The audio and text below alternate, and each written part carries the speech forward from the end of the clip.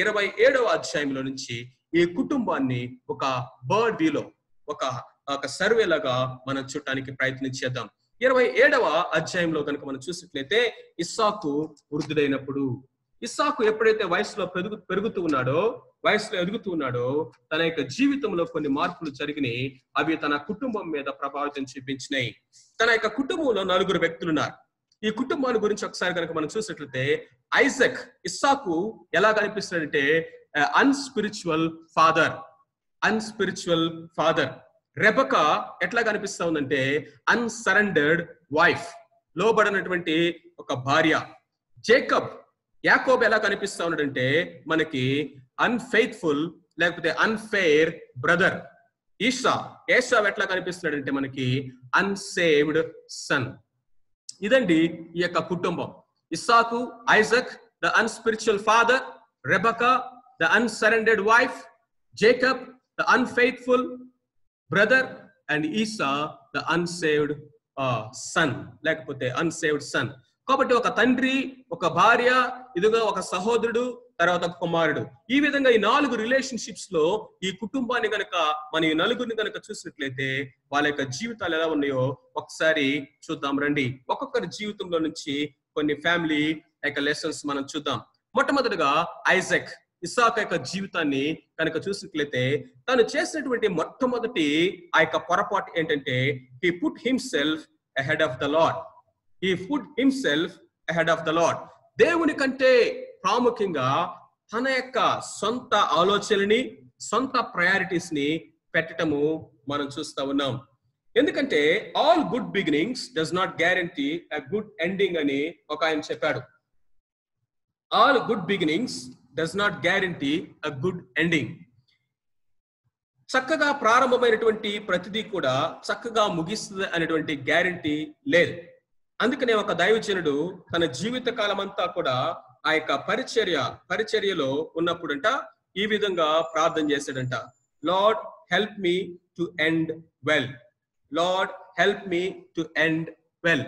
నా యొక్క జీవితంలో నేను ముగింపుని సరిగా ముగించడానికి సహాయం చేయ ప్రభువా. ఎందుకంటే కార్య ఆరంభము కంటే కార్య అంతం అనేది ఎంతో మేలు. మనం ఎలా ఆరంభించాము అనేది ప్రాముఖ్యమే. అంతకంటే మరి ప్రాముఖ్యం అనేది మనం ఎలా ముగిస్తా ఉన్నాం అనేది దానికి ప్రాముఖ్యమైనదిగా మనం చూస్తా ఉన్నాం. సో కాబట్టి బైబిల్లో కనుక మనం చూసినట్లయితే చాలా మంది చాలా చక్కగా ప్రారంభించి వారు సరిగా ముగించిన వాళ్ళు కూడా చాలా మంది మనకి లిస్ట్ లో కనిపిస్తున్నారు. ఫర్ ఎగ్జాంపుల్ లోత్ యొక్క జీవితం, గిద్యోన్ యొక్క జీవితం, శాంసన్ యొక్క జీవితం, రాజు అయినటువంటి సౌలు గాని, లేకపోతే సొలొమోను కానీ, దేమా కానీ, వీళ్ళందరి లిస్ట్ ఇంకా చాలా పెద్దది కొనసాగే లిస్ట్ ఉంది. ఈ లిస్ట్ లో ఉన్నటువంటి వీళ్ళ పేర్లలో మనం చూసినట్లయితే వాళ్ళ జీవితాలు ఏంటంటే దే బిగాన్ వెల్. వీళ్ళందరూ చాలా చక్కగా ప్రారంభమయ్యారు. వాళ్ళ బిగినింగ్ చాలా అద్భుతమైనటువంటి రికార్డు ఉంది వాళ్ళకి. కానీ ద మీన్స్ ఆ యొక్క జీవితం యొక్క ప్రయాణంలో కనుక మనం చూసినట్లయితే దర్ ఎండ్ వాజ్ మిజరబుల్. ఈ యొక్క లిస్ట్ లోకి ఇస్సాకును కూడా జాయిన్ చేయటం అనేది చాలా బాధాకరమైనది. ఈ లిస్ట్ లోకి ఇస్సాకు వస్తాడా అని మనము ఊహించుకోవడానికి కూడా చాలా మింగుడు పడని సత్యము, కానీ ఇది వాస్తవమైన సత్యము. ఇస్సాకు తాను మృతి పొందుతాను అని ఎప్పుడైతే గమనించాడో, ఎప్పుడు అనుకున్నాడండి నేను మరణిస్తున్నానని? తన యొక్క 137వ సంవత్సరము ఏజ్ లో తను అనుకున్నాడు నేను మరణిస్తానని. నిజానికి ఇస్సాకు ఎంతకాలం బ్రతికాడు? 180 సంవత్సరాలు బ్రతికాడు. అంటే నేను చచ్చిపోతానేమో అనేటువంటి ఆలోచన ఎన్ని సంవత్సరాల ముందే వచ్చింది? తను చచ్చిపోతానేమో అనుకొని తొందరపడి ఏశావుని ఆశీర్వదించిన తర్వాత, లేదా ఆశీర్వదించాలని అనుకున్న తర్వాత 43 సంవత్సరాలు బ్రతికాడు. 43 years ముందే మరణానికి సంబంధించినటువంటి ఆలోచన ఎందుకు వచ్చింది ఈయనకి? నేను ఎప్పుడు వస్తుందో నా మరణ దినము నాకు తెలియదు అంటున్నాడు. సరే వచ్చింది, మరణాన్ని గురించి ఆలోచన చేస్తున్నాడు. నిజానికి మరణ దినాల్లో దేని గురించి ఆలోచన చేస్తారండి? ఎలాంటి వాటి గురించి ఆలోచన చేస్తారు? తన తండ్రి అయిన అబ్రహాము తను మరణ దినము సమీపించినప్పుడు దేని గురించి ఆలోచించాడు? ఇస్సాకు యొక్క వివాహం గురించి ఆలోచన చేశాడు. అతి శ్రేష్టమైనటువంటి విషయాల గురించి ఆలోచన చేశాడు. దావీదు తన జీవితం యొక్క చివరి దినాల్లో మరణ దినాలు సమీపిస్తున్నప్పుడు దేని గురించి ఆలోచించాడు? మందిరం కట్టడానికి కావాల్సినటువంటి రిసోర్సెస్, మెటీరియల్స్ అని ప్రొవైడ్ చేసి చనిపోయాడు. పౌలు తను మరణదినము సమీపించినప్పుడు జైల్లో ఉండి ఏం చేశాడు? ఇదిగో తిమోతికి ఉత్తరాలు రాసి ఒక దైవజనుడిని ఎంకరేజ్ చేశాడు.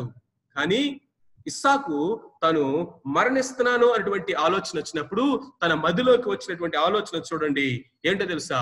రుచిగల ఆహారము.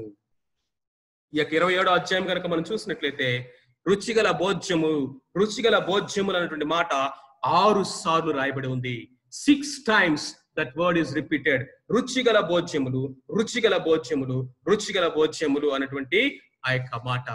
So that is his priority.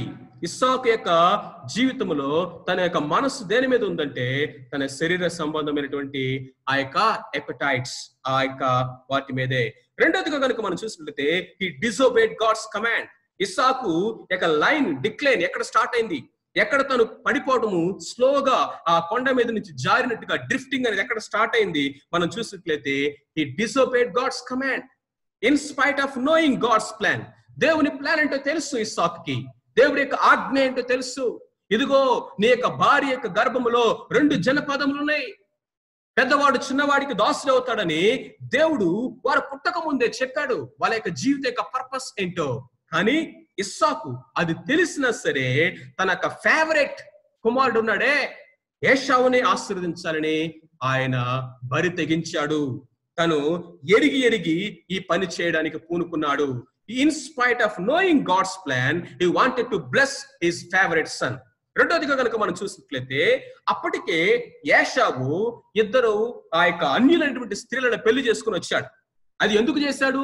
తన తండ్రిని ఇంకా బాధ పెట్టాలని, అవమానపరచాలని, కుటుంబంలో వేదన తీసుకురావాలని ఎరిగి ఇష్టపూర్వకముగా తను ఆ యొక్క బరి తెగించి వెళ్ళి అన్య స్త్రీలను పెళ్లి చేసుకొని వచ్చినటువంటి ఈ యొక్క ఏశావునే ఆశీర్వదించాలని ఈ యొక్క ఇస్సాకు ముందుకు రావటం అనేది ఎంత చోద్యంగా కనిపిస్తా ఉంది. అంతేకాకుండా ఇన్ స్పైట్ ఆఫ్ నోయింగ్, ఏశావు తన యొక్క బర్త్ రైట్ ని అమ్మేసాడని తెలుసు.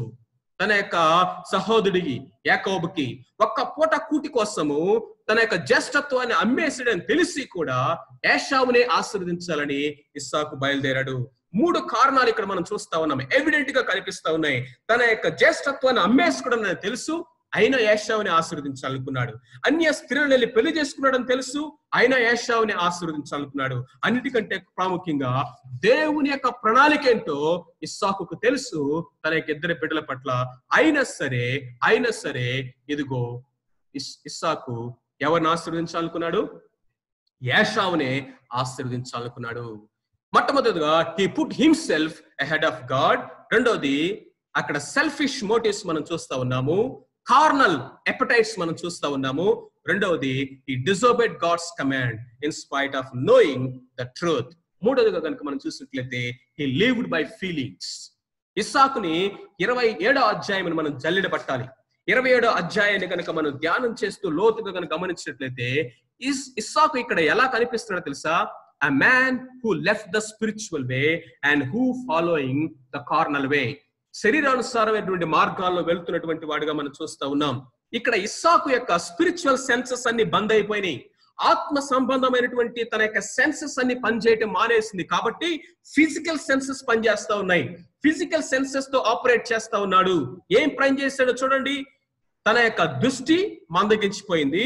కాబట్టి తన ఎదుట ఉన్నటువంటి వాడు తన పెద్ద కుమారుడా చిన్న కుమారుడా తన గుర్తుపట్టలేనటువంటి అంధత్వము మొట్టమొదటికి వచ్చింది. His sight had failed him or deceived him. రెండవది దగ్గరికి రమ్మని అతన్ని పిలిచి చేత్తో టచ్ చేసి చూస్తా ఉన్నాడు. His touch has deceived him. తను ముట్టుకున్నటువంటి తన చేతులు తను మోసం చేశాయి. ఆ తర్వాత తను ఒంటి తీసుకొచ్చినటువంటి ఆ యొక్క రుచికరమైన భోజ్యాల్ని రుచి చూస్తా ఉన్నాడు. His taste deceived him. ఆ తర్వాత కనుక మనం చూసినట్లయితే తన యొక్క కుమారుడు అంటున్నాడు, అరే నీ యొక్క చేతులు టచ్ చేసి చూస్తుంటేనేమో నువ్వు ఏశావులాగా ఉన్నావు, నీ స్వరం వింటుంటేనేమో నువ్వు యాకోబులాగా కనిపిస్తా ఉన్నావే అని డౌట్ పడ్డాడు. అయినా సరే గుడ్డిగా ముందుకు వెళ్ళాడు. తన యొక్క హీరింగ్, తన యొక్క చెవులు అతన్ని మోసం చేసినాయి. ఫైనల్ గా ఆశీర్వదిస్తాను దగ్గరికి రా అని చెప్పేసి తన మీద ఒక్కసారిగా వాలి వస్త్రాల యొక్క వాసన చూశాడు. His smell deceived him. Look at this. His sight, his touch, his taste, his hearing, and his smelling. What are these? Physical senses. భౌతిక సంబంధమైనటువంటి తన యొక్క ఇంద్రియాలు ఉపయోగిస్తూ తను ఇక్కడ ముందుకు ఒక్కొక్క అడుగు ముందుకు వెళ్తున్నాడు. ఎందుకో తెలుసా? ఈ spiritual senses stop working. Isaac he lived by feelings. తను ఏది ఫీల్ అవుతున్నాడో అదే రైట్ అన్నట్టుగా కనిపిస్తా ఉంది. చూసారా? This great man of God, ఆ మోరియా పర్వతం మీద ఉన్నటువంటి ఇస్సాకేనా ఇతను? ఆ యొక్క పొలములో ధ్యానిస్తున్నటువంటి ఇస్సాకేనా ఇతను? దేవునితో పెనుగులాడి ప్రార్థన చేసి గర్భఫలాలు పొందుకున్నటువంటి ఇస్సాకేనా ఇతను? ఇదిగో తీసుకోండి కావాలంటే బావులని చెప్పేసి వదిలేసి వెళ్ళిపోయి ఆ యొక్క కరువులో 100 పంటని దేవుని దగ్గర నుంచి పొందుకున్నటువంటి ఇస్సాకేనా? ఏది ఈ యొక్క పాఠం ఈ రోజు తన యొక్క జీవితంలో కనబడట్లేదే? యెహోవా ఈరే, యెహోవా ఈరే, యెహోవా ఈరే అనుకుంటూ 27వ అధ్యాయం దాకా వచ్చినటువంటి ఈ యొక్క ఇస్సాకు యొక్క జీవితంలో ఉన్నటువంటి ఇంకొక పేజీని, ఇంకొక చాప్టర్ ని పరిశుద్ధాత్మ దేవుడు ఓపెన్ చేస్తా ఉన్నాడు. There is another room which you have to see in his life. He was excellent in all other chapters, in all other areas, in all other relationships. And he come up to this page. Isaac was a hero. But here you see, he put himself, the selfish motives. He disobeyed God and he started living by feelings. And let us see the second person in the family. ఈ కుటుంబంలో రెండో వ్యక్తి గురించి మనం ఆలోచించేద్దాం. Rebecca. ఆమె ఎవరో తెలుసా? She was a capable, ambitious and full of courage, very strong in resolutions. తను నిర్ణయాల విషయంలో కానీ, తను ఒక పని చేయాలన్నా కానీ, ఒక విషయంలో ఒక తీర్మానం చేయాలన్నా కానీ చాలా దృఢ సంకల్పం కలిగినటువంటి వ్యక్తి. ఆమె యొక్క జీవితం యొక్క ఆరంభం చాలా చక్కగా బిగినైంది. She began well. Is it true or not? She began well. తన యొక్క జీవితం యొక్క ఆ యొక్క హీరోయిక్ స్టోరీ అద్భుతంగా ఆ బావి దగ్గరే స్టార్ట్ అయింది. అక్కడే రెబెకాలో ఉన్నటువంటి ఒక అద్భుతమైనటువంటి స్త్రీని, లేకపోతే ఒక కన్యకను మనం చూస్తా ఉన్నాం. We can meditate that particular incident hours and hours. ఆమెలో అన్ని వర్చ్యూస్ ఉన్నాయి. She began well at the well. But now we see here, ఇక్కడ గనక ఈమెను గనక చూసినట్లయితే ఈమెలో 3 ప్రాబ్లమ్స్ మనం చూస్తా ఉన్నాం 27వ అధ్యాయంలో. మొట్టమొదటిగా గనక మనం చూసినట్లయితే 5వ అధ్యాయం 5వ వచనం. ఇస్సాకు తన కుమారుడు ఏశావుతో ఇట్లు చెప్పుచుండగా రెబెకా వినుచుండెను. ఇప్పుడు ఇస్సాకు తన యొక్క కుమారుడైనటువంటి ఏశావుతో మాట్లాడుతున్నప్పుడు రెబెకా వినుచుండెను. ఎక్కడుండి వింటా ఉంది? చాటుగా ఉండి వింటా ఉంది. ఎప్పుడైతే ఏశావు తన తండ్రి గుడారంలో నుంచి బయటికి వస్తూ రౌద్రుడై ఎలాగైనా సరే వీడిని నేను చంపేయాలని, యాకోబుని చంపేయాలని ఒక శపథం చేసి వస్తా ఉన్నప్పుడు అగైన్ రెబెకా వినెను. దీంట్లో నుంచి మనం నేర్చుకున్నటువంటి పాఠం ఏంటో తెలుసా? She was secretly listening to others conversations. దాన్ని ఏమంటారంటే ఈవ్స్ డ్రాపింగ్ అంటారు ఇంగ్లీష్ లో. ఈవ్స్ డ్రాపింగ్ అంటే పక్కన ఉన్నటువంటి వాళ్ళ యొక్క కాన్వర్సేషన్స్ ని మనం సీక్రెట్ గా వినటము. Rebecca heard secretly Isaac speaking to Esau. Rebecca heard secretly Esau planning to kill Jacob. ఎందుకు సీక్రెట్ గా వినాల్సిన అవసరం ఎందుకు వచ్చిందండి ఈ కుటుంబంలో? ఈ సీక్రెట్ గా చాటుమాట నుండి నా భర్త ఏం మాట్లాడుతున్నాడో, చాటుమాటగా ఉండి నా భార్య ఏం మాట్లాడుతా ఉందో, వీళ్ళు ఏం మాట్లాడుకుంటున్నారో, ఈ గుసగుసలేంటో నాకు చెప్పట్లేదు అనుకుంటా, నాకు దాచిపెడుతున్నారు అనుకుంటా, నాతో డిస్కస్ చేయట్లేదు. ఈ యొక్క చాటుమాట వ్యవహారాలు చాటును ఉండి నక్కి వినాల్సినటువంటి పరిస్థితి, ఈ యొక్క దౌర్భాగ్యం ఎందుకు వచ్చింది కుటుంబంలో? ఎందుకు వచ్చింది? ఈ దినాల్లో అనేక కుటుంబాల్లో ఇదే సమస్య. అనేక కుటుంబాల్లో ఇస్సాకు ఉన్న సమస్యే శరీర సంబంధమైనటువంటి ఆలోచనలు, ఇస్సాకు ఉన్నటువంటి సమస్యే ఫేవరెటిజం, ఇస్సాకులో ఉన్నటువంటి సమస్యే ఫిజికల్ సెన్సెస్ తో పనిచేయడము, ఆత్మ సంబంధమైనటువంటి నడిపింపు లేకపోవడము. రెబెకాలో ఉన్నటువంటి సమస్య ఏంటంటే చాటుమాటుగా ఉండటము. ఎందుకు ఈ సమస్య అంటే కారణము ఆ కుటుంబంలో భార్య భర్తల మధ్య కమ్యూనికేషన్ లేదు, ప్రాపర్ కమ్యూనికేషన్ లేదు, కూర్చుని మాట్లాడుకోవటం లేదు. ఎవరి ఒపీనియన్స్ వాళ్ళవి, ఎవరి ఎజెండాస్ వాళ్ళవి, ఎవరి ప్లాన్స్ వాళ్ళవి, ఎవరి యొక్క డెసిషన్స్ వాళ్ళవి.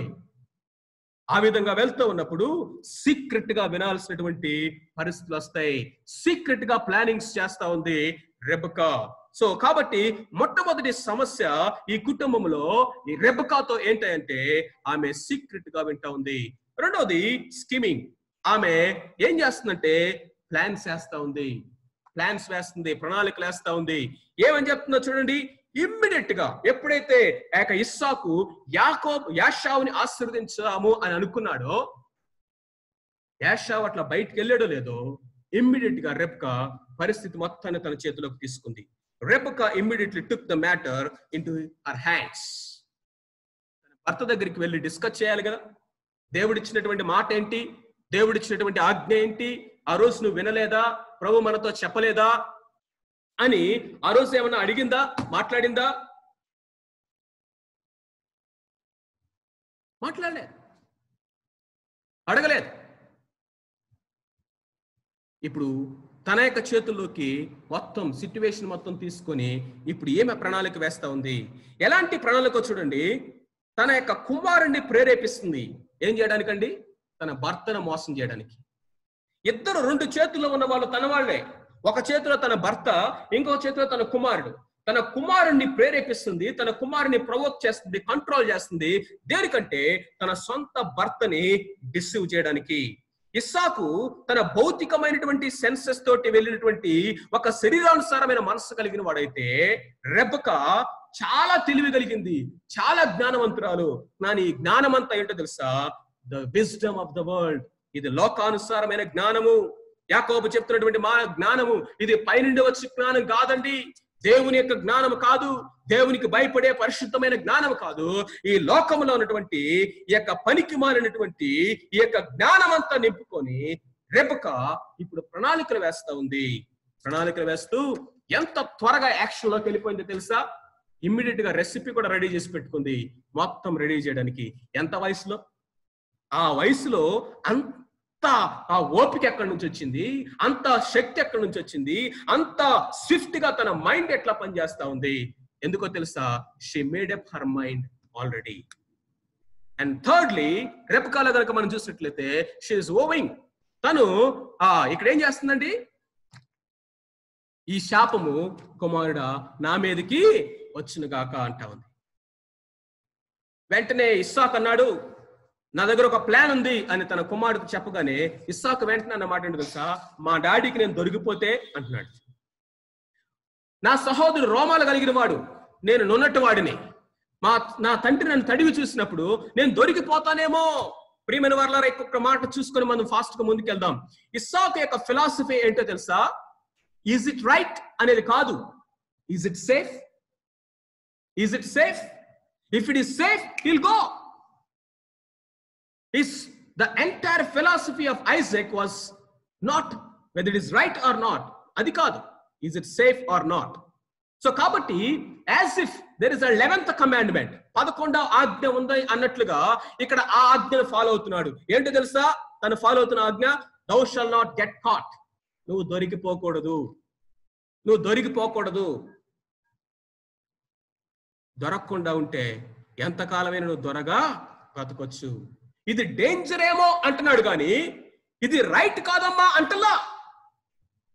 Look at the son. కానీ 27వ అధ్యాయం 13వ వచనంలో ఆ మంట ఉంది. ఏమంటుంది తెలుసా? అయినను, మాట చూడండి, అయినను అది రైట్ కాదు, అయినను నీకు శాపమే, అయినను ఇది మంచిది కాదు, దేవుని క్రమం కాదు, అయినను నేను మోసం చేయాలి, అయినను నేను తండ్రి దగ్గర అబద్ధాలు ఆడాలి, అయినను అతని తల్లి, నా కుమారుడా ఆ శాపము నా మీదకి వచ్చునుగాక. ఏమంటుందండి? నా మీదకి శాపం వచ్చునుగాక. మీరు గమనించినట్లయితే రెబెకా తన జీవిత కాలంలో తన కుమారుని మరి ఎప్పుడు చూడలేదు. ఒక్కసారి ఇంట్లో నుంచి బయటికి వెళ్ళిపోయిన తర్వాత యాకోబుని తన జీవిత కాలంలో ఎప్పుడు రెబెకా చూడలేదు.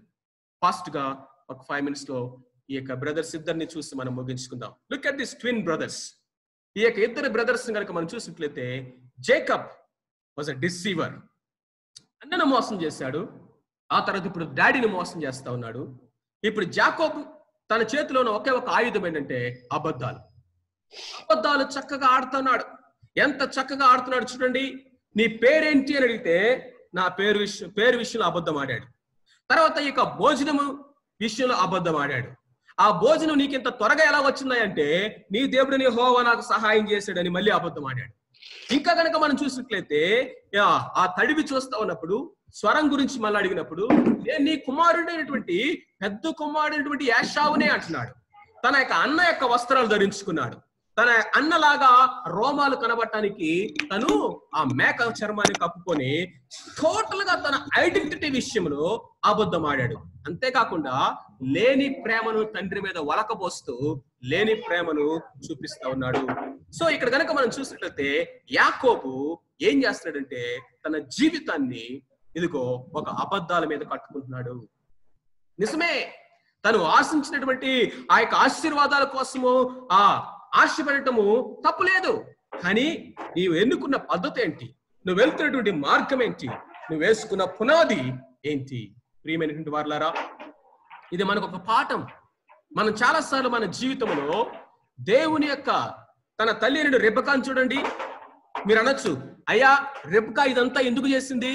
దేవుడు ఆమెకు చెప్పిన మాటని నెరవేర్చడానికే కదా. ఓహో, రెబెకా దేవునికి సహాయం చేస్తుందా? దేవుడు చేతగాని వాడని రెబెకా దేవునికి హెల్ప్ చేస్తుందా? రెబెకా దేవుని యొక్క ఆ యొక్క వాగ్దానాల్ని లేకపోతే దేవుడు ఇచ్చినటువంటి ఆ యొక్క ప్రామిస్ నెరవేర్చడానికి రెబెకా దేవునికి హెల్ప్ చేస్తా ఉందా అండి? You cannot help God. Wait and see. Jacob a liar, a deceiver. తన యొక్క జేకబ్ గురించి మనం నెక్స్ట్ ఎక్కువగా ధ్యానించుకుంటాం కాబట్టి నెక్స్ట్ క్యారెక్టర్ స్టడీలో ఐఎమ్ గోయింగ్ క్విక్లీ. నెక్స్ట్ ఏశావుని గురించి మనం చూద్దాం. ఏశావు యొక్క జీవితంలో కనుక మనం చూస్తే ఆ యొక్క 30 నుంచి 40 వరకు, ఆ తర్వాత హెబ్రీలకు రాసిన పత్రిక 12వ అధ్యాయము 16 నుంచి 17 వరకు కనుక మనం చూసినట్లయితే ఏశావు గురించి దేవుని యొక్క వాక్యం సెలవిస్తుంది. ఏశావు తిరిగి వచ్చిన తర్వాత అంట బిగ్గరగా ఏడ్చాడంట. చాలా అన్కంట్రోలబుల్ గా ఏడుస్తూ తన తండ్రి దగ్గరికి వెళ్ళి నాకు ఒక్క ఆశీర్వాదం కూడా లేదా అని అడుగుతా ఉన్నాడు. ఎంతకంటే ముందు దౌర్భాగ్యమైనటువంటి ఈ యొక్క ఏశావు ఏం చేశాడండి? పొట్ట కూటి కోసము, ఒక్క పూట కూటి కోసము జ్యేష్ఠత్వాన్ని అమ్మేసుకున్నాడు. జ్యేష్ఠత్వం అంటే ఏంటో తెలియని వాడికి ఆ యొక్క జ్యేష్ఠత్వానికి సంబంధించిన ఆశీర్వాదాల గురించినటువంటి విలువ ఇప్పుడు ఎందుకు వస్తా ఉంది? అది కవనెంటల్ బ్లెస్సింగ్ గురించి కాదు. ఈ భూమి మీద తను గొప్పవాడి కావాలని, ఈ భూమి మీద తను రాజు కావాలని, తండ్రి యొక్క ఆస్తిలోను, తండ్రి యొక్క యాజకత్వంలోను, తండ్రి యొక్క వారసత్వంలోను నేనే ఉండాలి అనేటువంటి ఆశ తప్ప దేవుని యొక్క ఆజ్ఞ ఇది, దేవుని దృష్టిలో నేను గొప్పవాడిని అవ్వాలి, ప్రపంచానికి ఆశీర్వాదకరంగా ఉండాలి అన్న ఆశ కాదు ఏశావుది. అందుకనే జ్యేష్ఠత్వాన్ని అమ్మేసుకున్నాడు. నేను చనిపోతున్నాను, ఈ జ్యేష్ఠత్వం నాకెందుకు అన్నాడు. ఇప్పుడు వచ్చి ఏడుస్తున్నాడు. రెండోదిగా కనుక మనం చూసినట్లయితే హెబ్రీ పత్రికలో 12వ అధ్యాయం రాయబడమంటే తను పశ్చాత్తాపము పొందగోరి, he sought repentance but he did not find. తను పశ్చాత్తాప పడగోరి ఏత్త ఏడ్చెను, కన్నీళ్లు విడిచెను, అతనికి పశ్చాత్తాపము దొరకలేదు అని మనం చూస్తా ఉన్నాం. He found no place for repentance and he found no place in the presence of God. దేవుని సన్నిధిలో కూడా తన యొక్క స్థానాన్ని పోగొట్టుకున్న వాడిలా కనిపిస్తా ఉన్నాడు. ఒకసారి మనం గనక ఆ యొక్క చరిత్రలోకి ఒక్కసారి కనుక తర్వాత జరిగిన విషయాలు కనుక తొంగి చూస్తే యాకోబుని చంపటానికి ప్రయత్నం చేయటం మాత్రమే కాదండి. ఏశావు యాకోబుని చంపాలని ప్రయత్నం చేయటమే కాదు, ఈ ఏశావు నుంచి వచ్చినటువంటి ఈ ఎదోమీడైనటువంటి ఏదోము సంతత వాళ్ళటువంటి వారు దేవుని యొక్క బిడ్డలకి ఎంత విరోధులుగా ఉన్నారో మనం చూస్తాం. ఆ తర్వాత ఈ యొక్క ఏశావు సంతతిలో నుంచి వచ్చిన ఎదోమీడైనటువంటి హేరోదు యేసు క్రీస్తు ప్రభువుని చంపడానికి ప్రయత్నం చేశాడు. ఇంకొక హేరోదు బాప్తిస్మిచ్చి యోహాను తల నరికించాడు. ఇంకొక హేరోదు అనేవాడు ఆ యొక్క యాకోబుని ఇదిగో అందరి ముందు శిరస్సు కొట్టించి అతన్ని పబ్లిక్ గా చంపించడం మనం చూస్తాం. ఈ యొక్క హేరోదే పేతురును కూడా చంపాలనే ప్రయత్నం చేయటం చూస్తాం. ఈ యొక్క హేరోదు యేసు క్రీస్తు ప్రభు తన దగ్గరికి వస్తే ఆయన్ని ఎగతాళి చేసి మోక్కరి చేసి పంపించినటువంటి వాడుగా కనిపిస్తా ఉన్నాడు. Look at the descendants of Esau. ఏశావు యొక్క సంతతిని గనక మనం చూసినట్లయితే they sought to kill sought to kill, నరహంతకులుగా కనిపిస్తా ఉన్నారు. ఎవడండి హత్య చేసేవాడు? ఎవడు నరహంతకుడు? ఎవడు? వాడు అపవాది. ఆ అపవాది సంతానంగా మనకి యాషావు సంతానం కనిపిస్తా ఉంది. కానీ యాకోబును గనుక మనం చూసినప్పుడు ఇశ్రాయేలుగా మనకి దేవుని యొక్క ఆశీర్వాదం చూస్తా ఉన్నాం. ఆశ్చర్యం ఏంటి తెలుసా? వీళ్ళిద్దరూ ఒకే కుటుంబంలో నుంచి వచ్చారు. వీళ్ళిద్దరూ ఒకే తల్లిదండ్రులకు పుట్టారు. వీళ్ళిద్దరికి ఒకే ఆపర్చునిటీస్ ఉన్నాయి. వీళ్ళిద్దరికి ఒకే రెవల్యూషన్స్ ఉన్నాయి. సో కాబట్టి ఈ యొక్క యాకోబు ఒకవైపు మోసగాడిగా పారిపాడి ఇంట్లో నుంచి, యాషావు ఇంకొక వైపు తన సహోదరిని చంపుతానని ప్రతిజ్ఞ చేసి తను అన్యుల స్త్రీలను పెళ్లి చేసుకుంటూ ఆ తర్వాత వెళ్ళి ఇష్మాయేలు కుమార్తెను కూడా పెళ్లి చేసుకొని ఎదోమీయుడిగా ఆ యొక్క అడవి గాడిద స్వభావంతో తను కూడా ఇంట్లో నుంచి బయటకు వెళ్ళిపోయాడు. ఇప్పుడు మిగిలింది ఎవరంటే ఇద్దరు నక్కనక్కమంటూ ముసల వాళ్ళగా మిగిలినటువంటి ఇస్సాకు, ఆ తర్వాత రెబెక్కా. ఏం సంపాదించుకున్నారండి వీళ్ళు? ఏం సంపాదించుకుంది రెబెక్కా? ఎంతో స్కీమింగ్ చేసి, ఎంతో ప్లాన్ చేసి, ఎంతో పర్ఫెక్ట్ గా దాన్ని ఎగ్జిక్యూట్ చేసి ఏం సంపాదించుకుంది రెబెక్కా? తన యొక్క ఫేవరెటిజంతో తన కుమారుణ్ణే పట్టుబట్టి నా యొక్క పెద్ద కుమారుణ్ణే దీవించాలని పట్టుబట్టినటువంటి ఇస్సాకు ఏం సంపాదించుకున్నాడు? ఎప్పుడైతే ఇస్సాకు మరలా యాషావును చూశాడో గడగడ వణికిపోయాడని వాక్యం చెప్తుంది. ఎందుకు వణికాడు తెలుసా? దేవుని భయం ఒక్కసారి వచ్చింది. నేను దేవుడిచ్చిన ఆజ్ఞకు వ్యతిరేకంగా వెళ్తున్నాను, దేవుడు సార్వభౌముడు, నన్ను పక్కన పెట్టి తన యొక్క ఉద్దేశాలను ఎలా నెరవేర్చుకున్నాడు అర్థమైనప్పుడు వన్నులో వణుకు పుట్టింది ఇస్సాకు.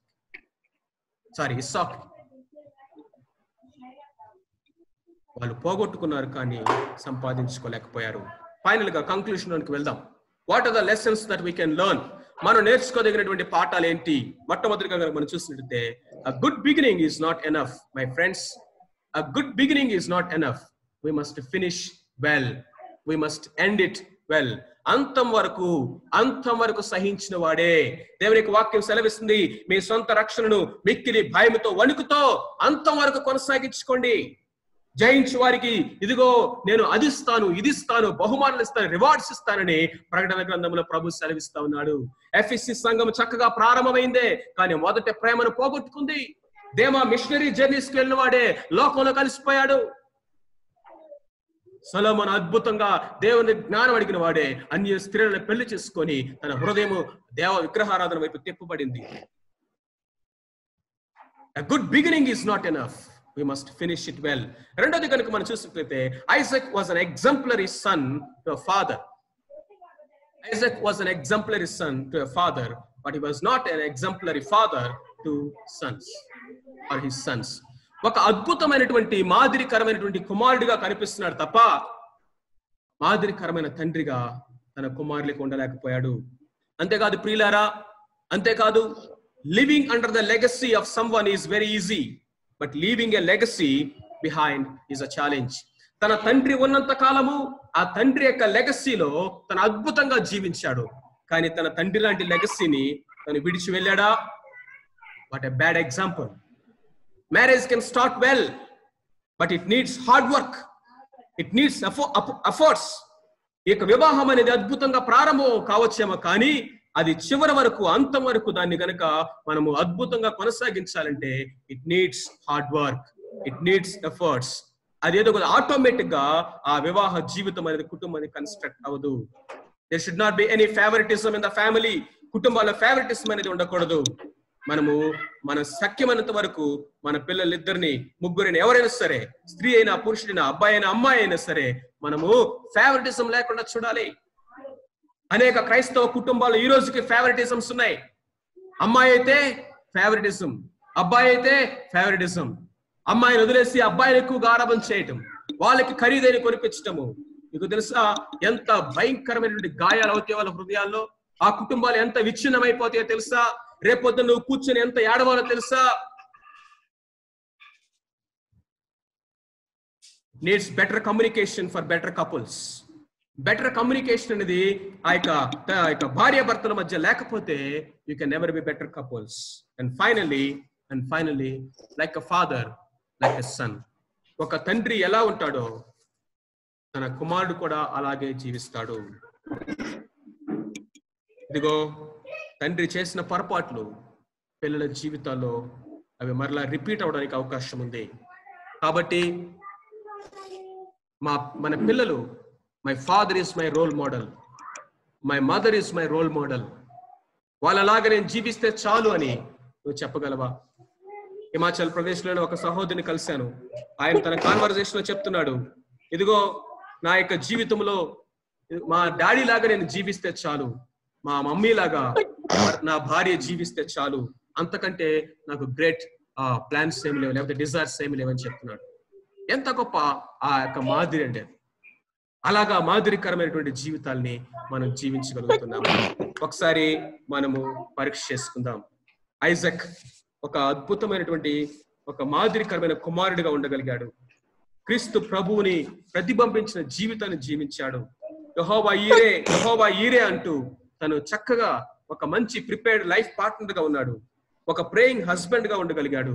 ఒక పీస్ఫుల్ నైబర్ గా ఉండగలిగాడు. కానీ ఒక ఎగ్జాంపులరీ ఫాదర్ గా ఉండలేకపోయాడు. He failed in his family life. ప్రియమైన వారలారా, నువ్వు ఇంట గెలిచి రచ్చ గెలవమంది దేవుని వాక్యం. నీ కుటుంబాన్ని నువ్వు జయించకపోతే, నీ కుటుంబాన్ని పాలించడం నీకు తెలియకపోతే, నీ యొక్క భార్యకు నువ్వు మాదిరిగా లేకుండా, నీ భర్తకు నువ్వు మాదిరిగా లేకుండా, నీ పిల్లల్ని నువ్వు మాదిరిగా పెంచుకోకుండా మనము బయట ఏమీ చేయలేం ప్రియులారా. కాబట్టి మనం పరీక్ష చేసుకుందాం. దయచేసి తలలో ఉంచండి, ప్రార్థన చేసుకుందాం. తలలో ఉంచండి, ప్రార్థన చేసుకుందాం.